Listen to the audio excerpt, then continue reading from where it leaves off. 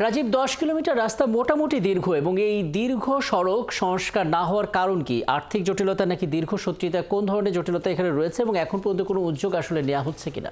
রাকিব, আপনাকে ধন্যবাদ। নিশ্চয়ই আপনি জানেন যে ঝিনাইদহ সদর উপজেলার হাট গোপালপুর থেকে কুশাবাড়িয়া হয়ে নারকেলবাড়িয়া বাজার, এই বাজারের দূরত্ব 10 কিলোমিটার।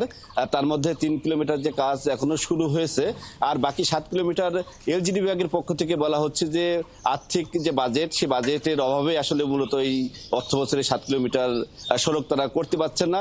তবে এই স্থানীয় এলাকাবাসী ভুক্তভোগীরা তারা জানিয়েছেন যে দীর্ঘ 10 বছর এই ঝিনাইদহের নারকেলবাড়িয়া বাজার থেকে কোষাবাড়ি এবং হাট গোপালপুর পর্যন্ত যে হাজার হাজার মানুষ চলাচল করে, বিশেষ করে এই ঘোরশাল ইউনিয়ন, দোগাছি, পদ্মাকার সহ বিভিন্ন ইউনিয়নের মানুষ চলাচল করছে দীর্ঘদিন ধরে।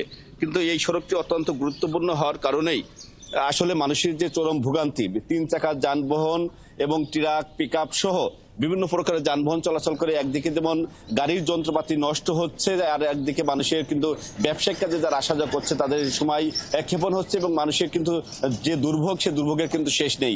যে তারা দীর্ঘদিন ধরে স্থানীয় জনপ্রতিনিধির মাধ্যমে এর আগেও কিন্তু একাধিকবার এলজিডি বিভাগের পক্ষ থেকে জানানো হয়েছে রাস্তা সংস্কার করার জন্য, কিন্তু এলজিডির উদাসীনতার কারণে কিন্তু মানুষের এই দুঃখ দুর্দশা এবং ছোট বড় দুর্ঘটনা প্রায় কিন্তু ঘটে যাচ্ছে। রাকিব, আমি যদি আপনাকে আরো একটি তথ্য জানাতে চাই যে আমি কিছুদিন আগে ঝিনাইদহের যে সদর উপজেলার নারকেলবাড়িয়া বাজার এবং কুশাবাড়িয়া বাজার এবং হাটগোপালপুরে বাজারের যারা ব্যবসায়ী, তাদের সাথে কথা হয়েছে।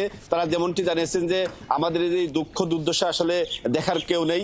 দীর্ঘদিন ধরে আমাদের যে সমস্যা, এই সমস্যা নিরসন না হলে পারে কিন্তু তারা ব্যবসায়িক কাজে এবং যারা জরুরি কাজে সদর হাসপাতাল সহ বিভিন্ন হাসপাতালে যাচ্ছেন, কিন্তু তাদের কিন্তু যে 1 ঘন্টার রাস্তা কিন্তু সেইখানে 2 ঘন্টা 3 ঘন্টা কিন্তু যাচ্ছে। আর এলজিডি বিভাগের নির্বাহী প্রকৌশলী এবং উপজেলা প্রকৌশলীর পক্ষ থেকে জানানো হয়েছে যে সামনে অর্থ বছরের বাজেট হলেই তারা এই বাকি যে 7 কিলোমিটার এলজিডির যে রাস্তা, সেই রাস্তা তারা মেরামত করার জন্য ব্যবস্থা নেবেন। রাকিব, অনেকগুলো তথ্য আসলে যে এলাম, নিশ্চয়ই পরবর্তীতে আবারও কথা হবে এবং এই সংস্কারের উদ্যোগ নেওয়া হয় কিনা সড়কে, সেটাও হয়তো আপনার কাছ থেকে আমরা জানতে পারবো। ঝিনাইদহ থেকে যুক্ত হচ্ছিলেন সহকর্মী রাজীব হাসান।